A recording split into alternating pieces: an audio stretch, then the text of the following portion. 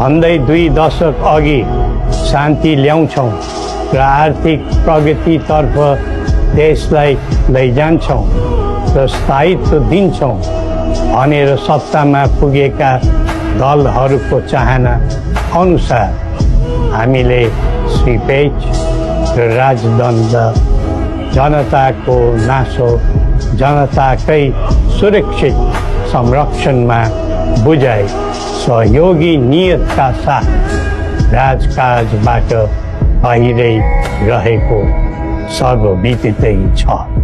नारायण हिटी राजदरबारबाट हामी बाहिरिएको करिब 2 दशक बित्दा पनि देशले सामना गरिरहनु परेको सङ्कटले हामीलाई चिन्तित तुल्याएको छ।